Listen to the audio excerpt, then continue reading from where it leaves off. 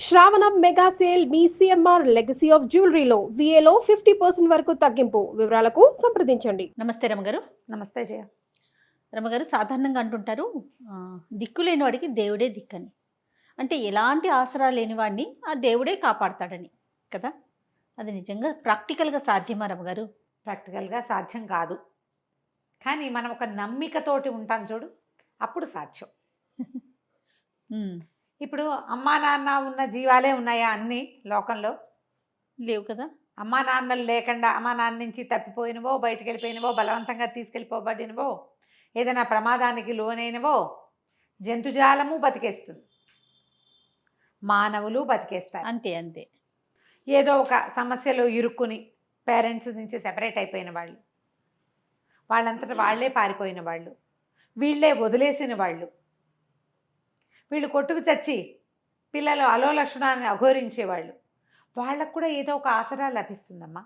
ఏదో ఒక రూపంలో వస్తుందంటారా? నారు పోసిన వాడు నీరు పోయకుండా ఉండడు. నాకెవడు చేస్తాడు, నన్ను ఎవడు చూస్తాడు అని ప్రశ్నిస్తూ ఉన్నామనుకో, మనకి ఎవరు దొరకపోవచ్చు, దొరికిన దాన్ని కూడా అది భగవంతుడని మనం నమ్మకపోవచ్చు. మనం నమ్మం. మనకేదో సహాయం వచ్చింది, నేను అదేదో బ్రహ్మాండం పగలదీసా కాబట్టి ఇది వచ్చింది అనుకుంటాం. అది నిజంగా దేవుడని మనం నమ్మలేకపోతాం. కానీ అలా కాకుండా నేను ఎవ్వరికీ ఏ అపకారం చేయలేదు, నాకు రావాల్సిన భగవంతుడు సహాయం చేయనే చేస్తాడు అని ఏ సహాయము ఆశించకుండా తమ దారిన పని తాము చేసుకునే వాళ్ళని వెనకాల ఒక చెట్టు నీడ కాపాడుతూనే ఉంటుంది. దేవుడు సహాయం ఖచ్చితంగా చేస్తాడు నాకు ఏదో ఒక రూపంలో, ఇవాళ చేయకపోతే రేపు, రేపు కాకపోతే ఎల్లుండి అని నమ్మేవాడికి సహాయం లభిస్తుంది. తిరగబడేవాడికి కూడా లభిస్తుందమ్మా. మన చూడు, సహాయం అంటే ఏమిటి? ఏదో ప్రమాణం పగలు తీసి ఒక వస్తువు తీసి ఇవ్వడమా కాదు. నువ్వు తాగడానికి నీళ్లు, నువ్వు తినడానికి తిండి, నువ్వు పీల్చడానికి గాలి, నువ్వు నుంచోడానికి నేల, అంతే, నీడ, ఇవన్నీ కూడా ఎవరో ఇచ్చేవే మనకి. అవునవును. వీటిలలో ఏ ఒక్కటి మనంతటా మనం సంపాదించుకునేవి కాదు. అలా వనగూడి వస్తాయి మన దగ్గర. ఇవన్నీ నువ్వు సంపాదించుకుంటావు. తిండి నీళ్లు సంపాదించుకోవాలి, మరి గాలి అది సంపాదించుకోమే, అది మనం సంపాదించుకో. ఉంటుంది సహజంగా, అది సహజంగా ప్రకృతిలో ఉంటుంది. నీకు ఎన్నాళ్ళు ఊపిరిలుంటే అన్నాళ్ళు నీ వంతు ఊపిరి నీకు ఇస్తూనే ఉంటాడు భగవంతుడు, నువ్వు ఎంత చేసుకొస్తే అంత.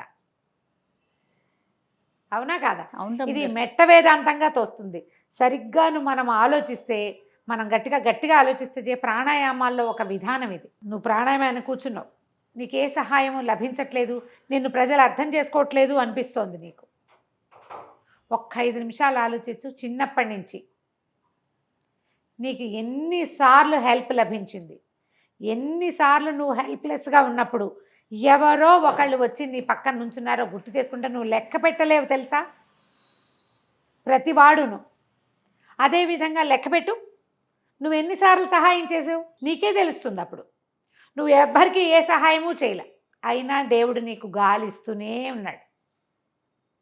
ప్రపంచానికి నువ్వే మేలు చేయలేవు, ఓ మొక్క పెట్టావు, ఓ బావి దవల, ఓ ఎవరికి సహాయం చేయలే, అయినా నీ వంతు గాలి, నీకు కావలసిన నీడ భగవంతుడు ఇస్తూనే ఉన్నాడు. అవునండి. ఇలా ఆలోచిస్తే ఎంత బాగుంటుందో. ఒక చిన్న చందమామ కథ ఉంది, సాధు రక్షణ అని. భగవంతుడు సాధువుల్ని రక్షిస్తాడు, ఎవ్వరికీ ఏ కీడు చెయ్యని వాళ్ళని. వాళ్ళ కర్మవశాత్తు ఏదైనా ప్రమాదానికి లోటైనా అతను లాగుతాడు బయటికి. వాళ్ళ చిన్న కథ చాలా బాగుంటుంది, పిల్లలకి తప్పకుండా చెప్పాలి.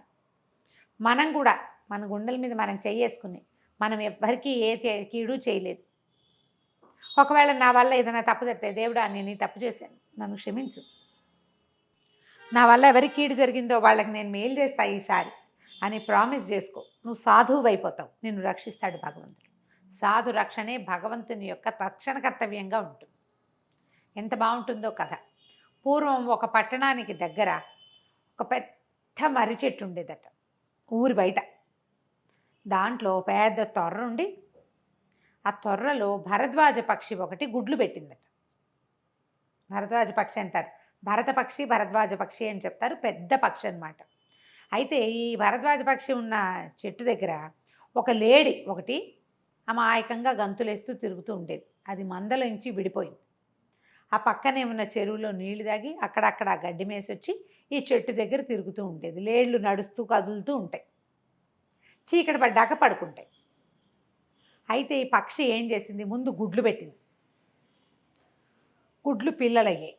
గుడ్లు ఉన్ననాళ్ళు ఏం చేసేది, ఆ గుడ్ల మీదే కూర్చుని ఉంటుంది తల్లి, అంతే కదా, పొదుగుతూ ఉంటుంది. అవును. గుడ్లు పిల్లలయ్యేసరికి పిల్ల అవ్వగానే దానికి ఆహారం కావాలి. ఈ పక్షులు రోజు ఆహారానికి పరిగెడతాయి. ఇది ఆహారానికి వెళ్ళినప్పుడు అక్కడక్కడ కనపడిన వేటగాళ్ళని చూసి ఇటు వచ్చి ఈ లేడీ చెప్పింది, తినేస్తాం, జాగ్రత్తగా ఉండు, నేను వచ్చేటప్పుడు చూసిన వేటగాళ్ళు ఎవరైనా నిన్ను చూస్తే నిన్ను పట్టేస్తారు, ముందు కొట్టేస్తారు, పట్టేయడం సంగతి ఎట్లా ఉన్నా, పట్టేది ఎందుకు, కొట్టడానికే కాదు, జాగ్రత్తగా ఉండు, ఇలా అన్ని చోట్ల ఓపెన్ ప్లేసుల్లో తిరగబోక అని. అయితే ఈ లేడీ సన్నగా నవ్విందిట. నవ్వి పిన్ని అందనమాట. రాస్తారు చందమామ కథలో అది.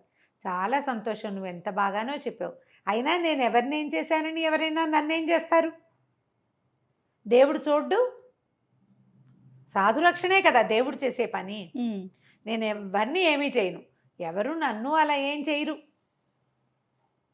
పర్వాలేదులే, నువ్వు ధైర్యంగా ఉండను. ఆ భరద్వాజ పక్షి ఈ పిచ్చి లేడి కూనను చూసి జాలి పడుతూ మెల్లిగా త్వరలోకి వెళ్ళిపోయింది. ఆ పక్కన ఉన్న పొదలో ఒక పాము ఉంది, అది వికవికా నవ్విందిట. ఆ పక్క ఇంకో తేలు కూర్చుందిట. ఏంట్రో అన్నయ్య అంతంత నవ్వొచ్చింది అంటే, చూడు ఆ భరద్వాజ పక్షి అదేదో పెద్ద పుడింగిలాగా ఈ లేడీ సలహా చెప్తోంది, వేటగాళ్ళు వస్తారు నిన్ను పట్టుకుంటారని, పిచ్చిది, రేపు జరగబోయే సీనే దానికి తెలీదు అంది, విషయమే తెలీదు అనేసరికి తేలింది. ఏమిట్రో ఏం చేయబోతున్నావు, ఏముంది, 4 పిల్లలను వదిలిపెట్టి పక్షి రోజు వెళ్ళిపోతుంది, 4 పిల్లలు మనకు ఒక పూట భోజనం, రేపొద్దున అదెటు వెళ్తుంది, మనం ఎటు వెళ్తాం. భరద్వాజ పక్షులు చూస్తే పొడి చేస్తాయి పాముల్ని, పెద్ద పక్షి అది, రేపొద్దున అదెటు వెళ్ళిపోతుంది, నేను ఇటుకు చెట్టు ఎక్కేస్తా, ఎక్కితే ఏముంది, 4 పక్షులు ఒకసారి తినేస్తే అయిపోయినట్టే. పిల్లల్ని తింటే ఎంతో బాగుంటాయి. తనకి రాబోయే కష్టాన్ని గురించి తెలుసుకోకుండా లేడి కూనకి ఏదో వస్తుంది అనుకుంటుంది, ఎవరినైనా చూస్తే లేడి పారిపోతుంది, పక్షి పిల్లలు ఎక్కడికి పారిపోతాయి మనల్ని చూసి, అదే కదా అనేసరికల్లా ఈ తేలంది, ఏమిటో రేపు ఏం జరగనుందో మరి, అది లేడికి జాగ్రత్త చెప్పడం ఏమిటో, దానికి ఇది హెచ్చరిక పంపించడం ఏమిటో అని తేలు తన దారిని తనిపోయింది. మర్నాడు తెల్లవారింది, భరద్వాజ పక్షి దాని దారిన వెళ్ళేసరికల్లా ఏమైంది, నిజంగానే వేటగాళ్ళు వచ్చారు. హాయిగా చెట్టు కింద కాళ్ళు చాపుకుని కూర్చున్న లేడిని చూడగానే వేటగాడు బాణం వేశాడు. సాయంకాలం అయింది, భరద్వాజ పక్షి వచ్చింది. ఈ లేడి వెంటనే లేచి, పిన్ని పిన్ని నువ్వు చెప్పినట్టే వచ్చారమ్మా వీళ్ళు వేటగాళ్ళు, పెద్ద బాణం వేశాడు కానీ నాకు తగల్లా, ఏమైందో నాకు తెలీదు, వాడు పారిపోయాడు, బాణం ఎట్టిపోయిందో అని అనగానే, అమ్మో బాణం నా పక్షి పిల్లలు తగిలిందేమో అని భరద్వాజ పక్షి ఒక్క పరుగున తొర్ర దగ్గరికి పరిగెత్తింది. పరిగెడితే ఏముంది, ఆ తొర్రకి పక్కన చెట్టు మొదలకి గుచ్చుకుని ఇంత పెద్ద పడగ విప్పిన పాము, దాని పడగలుంచి నాటుకున్న బాణము కనపడ్డాయి. ఏం జరిగింది అంటే, వేటగాడు వచ్చాడు, ఆ దారైపోతున్న తేలు ఇతను ఇట్లా గురిపెట్టంగానే వాడి మీద తేలు మీద వేశాడు, అది కాటేసింది. అది కాటేయగానే అది గుచ్చుకునేసరికి కెవ్వమన్నాడు, ఈ వేస్తున్న బాణం అలా అయింది. లేడి మీద పడవలసిన బాణం చెట్టు మొదలకి గుచ్చుకుంది. ఆ మొదట్లో అప్పుడే పైకి పాకుతూ పడగ విప్పి పాకుతున్న పాము పడగలు దిగిపోయింది. అది పాము పోయింది, పక్షులు రక్షింపబడ్డాయి, లేడీ రక్షించబడింది. ఎలా, తేలు వల్ల, తేలు వల్ల, ఆ తేలు రూపంలో. ఇప్పుడు తేలుకి పక్షితో కానీ పాముతో కానీ వీటితో లేడీతో కానీ పోనీ ఆ వేటగాడితో కానీ దానికి ఏ సంబంధము లేదు. భగవంతుడు దాని రూపంలో వీటిని రక్షించాడు. మనం అప్పుడప్పుడు నయం అక్కడ అదేదో అయింది కాబట్టి మనం అక్కడ బతికిపోయామనుకోమా, అవునవును, అలా చేస్తాడు భగవంతుడు, అలా రక్షణ లభిస్తుంది. లేడీ సంతోషంగా ఉంది, భరద్వాజం నయం ఈ పాము కాస్తుంటే పిల్లల్ని పొట్టను పెట్టేసుకునేది అని అనుకొని ఇక ఆ తర్వాత వీటికి వెళ్తారు. ఇంకా వేటగాడు ఆ పక్కకి రాలి, ఆ రోడ్డు అంతా దారి అంతా తేళ్లున్నాయి, తేలు కొండి, అడవి తేళ్ళు కనుక పడితే ఎన్నాళ్ళో తీపుగా ఉంటుంది, నడవలేకపోతారు. కొంతకాలం గడిచాక పక్షులన్నీ ఎగిరిపోయినాయి, అక్కడ నేస్తాలు ఎవరు లేక లేడు కూడా తన దారి మార్చుకుంది. కథ కంచికి మనం ఇంటికి. ఎంత చక్కని నీతిరామ్ గారు, ఖచ్చితంగా పిల్లలకి చెప్పాల్సిన స్టోరీ కదండి. నమస్తే. నమస్తే.